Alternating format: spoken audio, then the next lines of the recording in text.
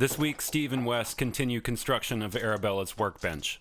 By the end of the episode, the tabletop, along with the Emmert patternmaker's vise, will be installed and fully functional inside the boat. Having this workspace and tool storage so handy and close by will make building out the rest of the interior that much easier and quicker. It's also a commitment from Steve that even after the boat is out on the water, this will always be a project about building and fixing things.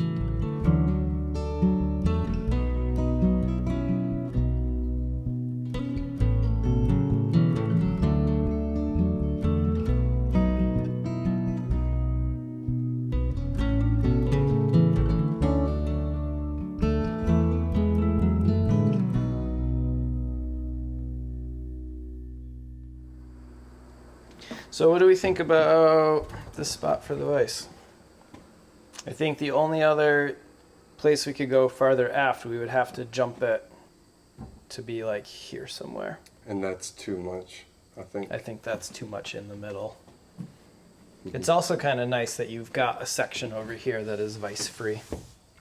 Yes, a good section. Good section to do stuff. Section, yeah. And you still have a little bit of it enough over here. Yeah, for small things, right. So that's a big difference. You can't walk through there with the vise attached. But it's super easy to just unscrew the handle. That comes out. And we need a slot in here for that arm to travel anyways. And we can just tuck that front part of the vise underneath. It'll leave this really open. And when you want the vise, it's really easy. Just take that out, put it in, and screw it down.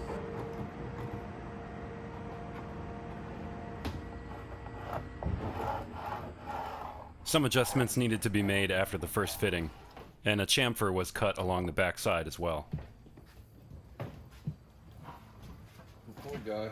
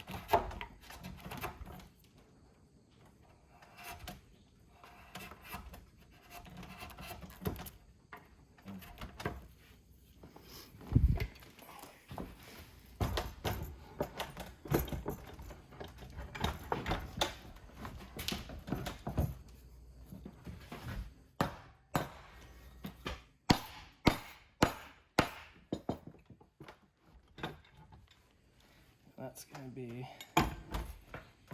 here, how this is rounded in the corners.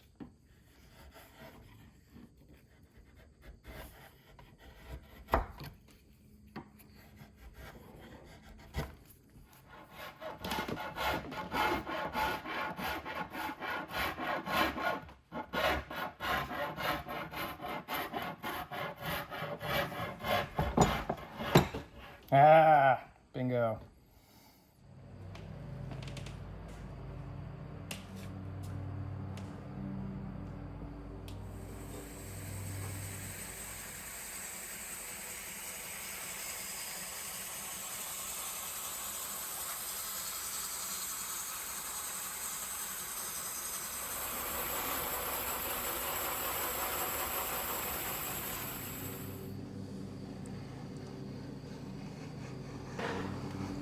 Alright, so that's marking the centers of these cawls, and Wes is marking them at 5-inch intervals, and that'll be the spacing for the dogs. And these are going to end up bolted underneath the bench. And then we'll drill through the bench and through these, and those are where the dogs are going to go. And we'll get to dogs later, but having a bench with dogs is really versatile. So you can clamp things to them and down, and they're really, really handy. And then that one.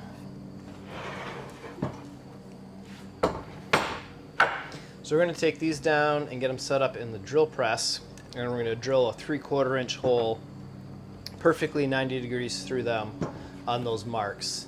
And then we'll attach them underneath the bench here, and then we'll chase them back through with a drill bit, and that'll make sure that we come through the tops nice and square and true where we want. It'd be a little tricky to take the top and run that through the drill press. Another option would be to take a block, drill that with the drill press, and then use that as a guide to make sure that we're 90, because we don't want the dogs to go in at any sort of an angle. They'll be less functional.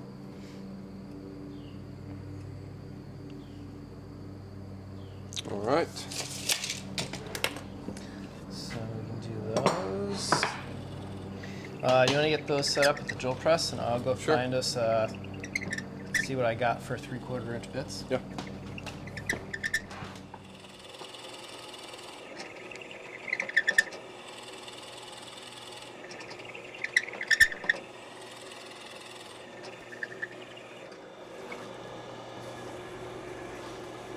There you go. One down.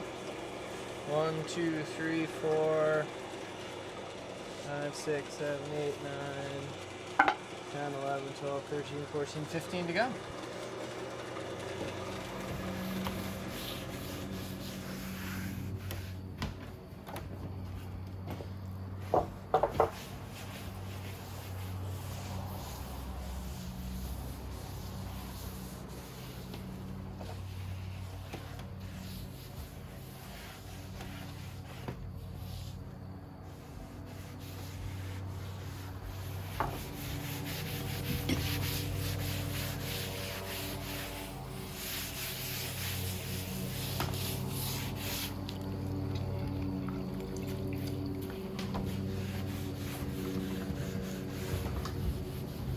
You can just throw that rag back in here. Probably actually come out and give it another coat before we call it a night.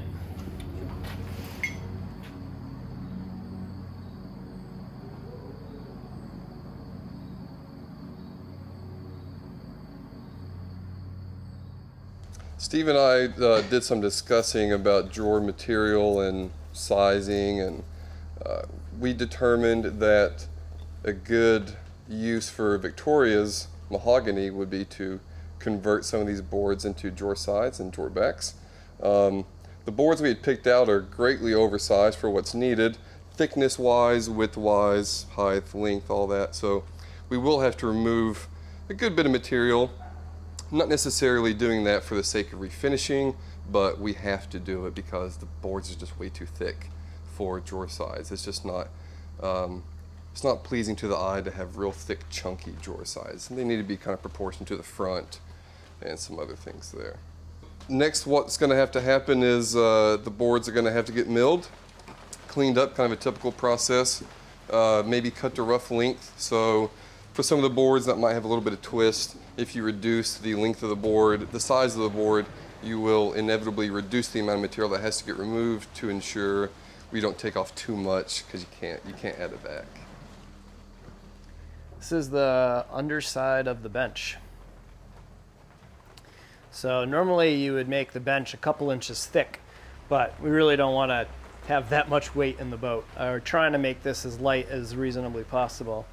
So our solution to that was to put these supports underneath, and where these holes are, we're going to drill through the tabletop, and those will be where the bench dogs go.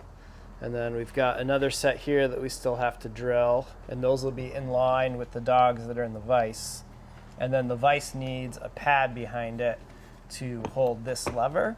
And also because the bench top is thin and we set the vise flush in it, there's not a ton of meat there. So we wanted something to beef up a little bit where the vise is, so that if we're really yarding on something, we don't just break the tabletop. But unfortunately, we're kind of at a stalling point on this at the minute, because the next thing we really want to do is bolt these in location, plug the holes in the workbench top, and then plane the whole top nice and flat and smooth, and then drill the dog holes. We don't want to drill for the dog holes and have the fastener holes and plane the top. It's going to give us a whole bunch of edges, and there's a chance that one of them might tear out on us. That hardware is ordered. That hardware will be here in the next few hours. So we're just getting everything laid out and ready, and I'm going to drill for those hardware fasteners. The second they get here, we'll pop them in, we'll bung the holes, we can flip this whole thing over, flatten the top, drill the dogs, and I'm hoping, fingers crossed, that we'll be able to put this in the boat at the end of the day today, which would be really nice. So I'm going to work on that while Wes works on the mahogany for the drawer fronts, so that as soon as this is in, we can get rolling on that. This piece of mahogany is 6 feet long. It's almost 7 feet long. And we're gonna have to cut it down in half for the drawer sides. Don't have to, we could find something else, but it's pretty good clear material. Sands a couple of holes that were used for whatever random purpose in its previous life on Victoria. If you can repurpose something, then that's great. Seems like the tree's life and death has not gone to waste at that point. It gets to live on. Someone else will get to look at it one day and say, I can take these drawers and put it into my cabinet in my house if they want to, or they can find some other use for the material and maybe make something a little bit smaller and pass along to someone else. It'll just keep going and going as long as things are maintained, and knowing Steve, it's going to be maintained pretty well.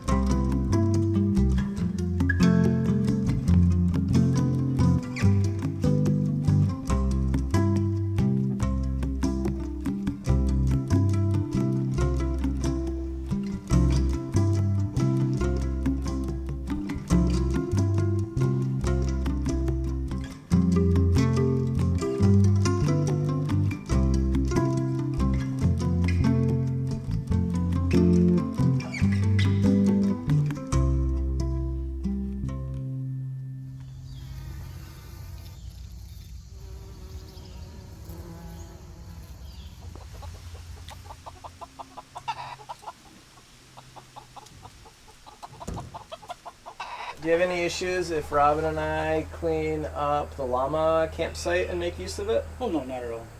I think her daughter Lucy and her are going to come out in a couple weeks, and I think we're going to go camp up there Oh, sure. for the night. And then Robin's birthday is the end of October, and I think we're going to invite a bunch of our friends over and pitch tents back there and just kind of like camp out for the weekend. And Might even have left some wood up there. yeah.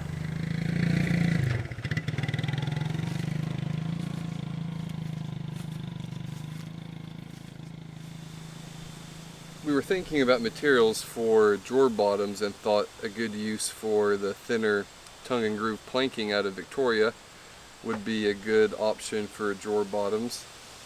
The pieces are going to be going perpendicular to the drawer's depth, if that makes sense. So right now I'm sorting to see roughly how much we have, if we have enough to make drawer bottoms out of these, and checking to see if thicknesses are equal or if they vary too much.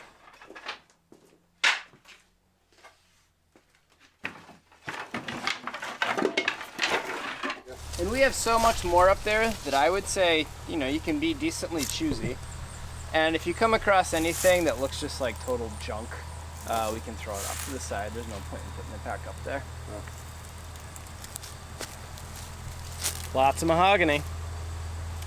So much mahogany. This is kind of like a common theme with reclaimed material. It's worth it, right? Yeah, it is. I can't say it with a straight face.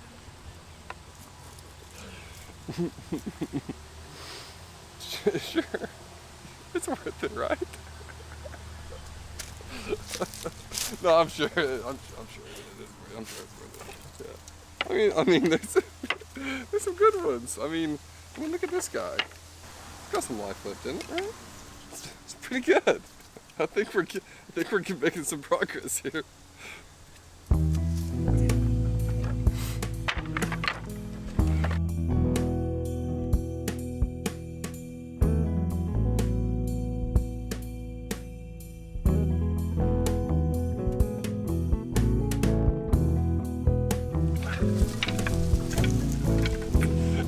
That's a big drawer.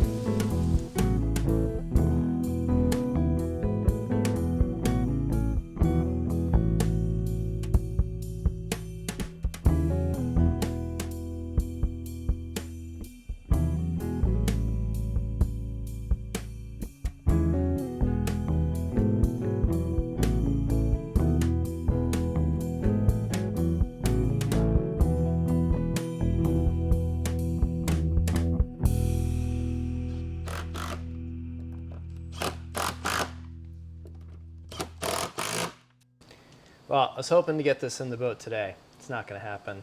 We had to wait too long on the hardware. But it's here, and it's all bolted. So we have all our holes where the dogs are going to go. And once we flatten the other side of the top, the top of it, the other side of the panel here, we'll drill through here and pop out the other side, and those will be where the dogs go. But we don't want to drill those until it's flattened. So the next step is to flip this over, bung all the holes from where we put these bolts in, flatten the top really well, and then we can flip it back over, drill through the dogs, chamfer the edges, finish mounting the vise, and then I think we'll be ready to go in the boat. And then it's ready to go inside the boat. We might come up with a thing or two to do before then, but Most likely. it's usually how it goes. The devil's in the details. Grab an appropriately colored bung. Our fingers can get real sticky, but that's all right. Let it out with shellac. Be generous with some shellac in the hole. This is good, Wes. We'll know that you're qualified to do this when it comes time to bung the entire hull. Got that bread in the oven? I'm gonna be a little while before I can. Got a wedding that day. Yeah.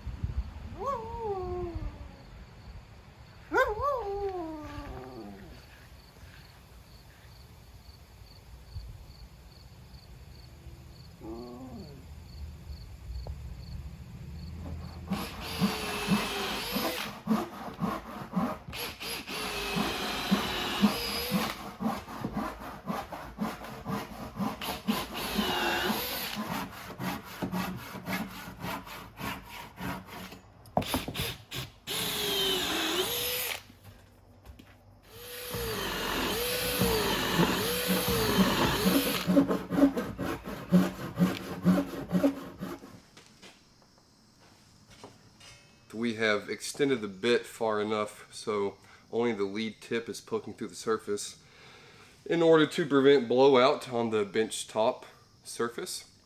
So when it's time to flip it back over, we can go back, find the tiny little hole that poked through, drop the lead tip in, and have a clean cut on the surface.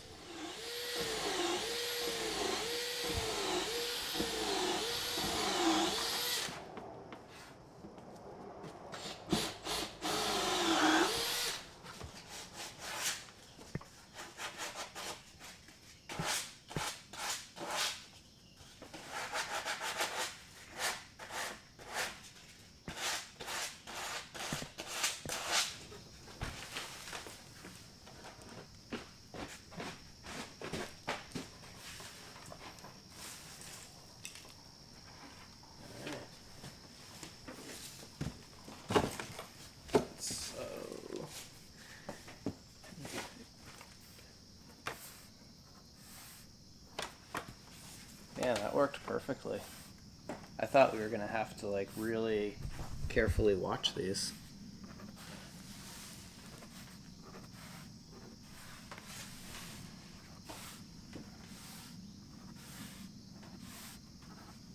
I think that's all of them, right? 2 is here and a right here.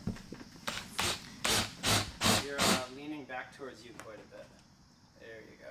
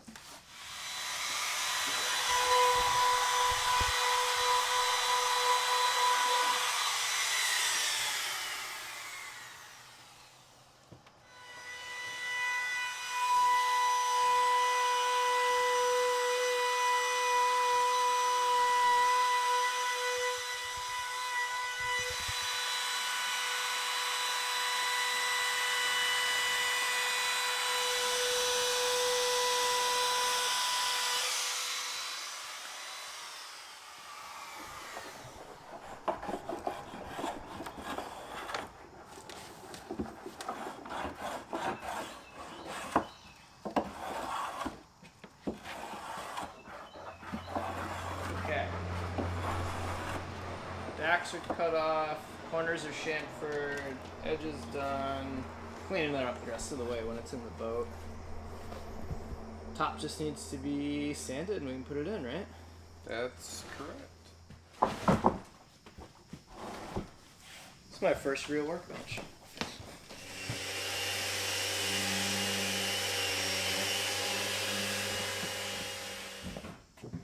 Fantastic.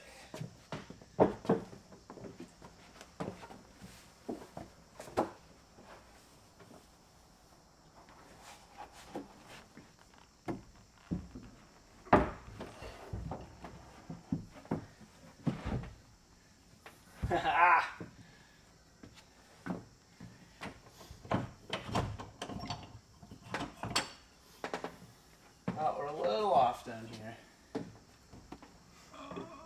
It's the back corner of this. We're touching there. Yeah. On the bottom. Yes. Let me go grab a Chisel? Shinto. Yeah, or chisel. Shinto, chisel.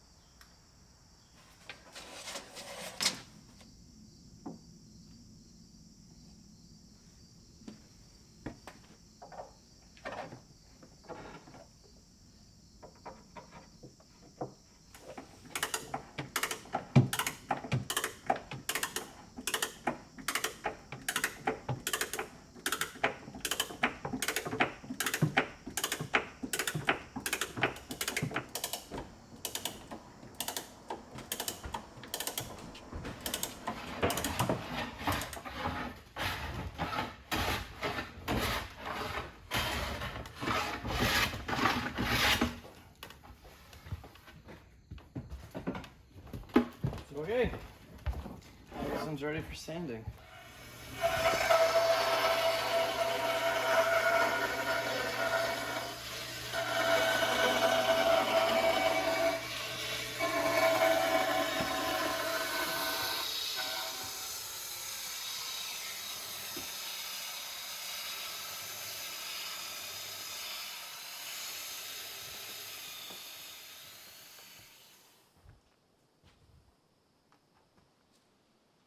So the workbench is usable, but not quite finished. Next week, Steve gets to work on the drawers, and some long-awaited deliveries arrive, so we'll take a look at what will be Arabella's galley stove and diesel heater.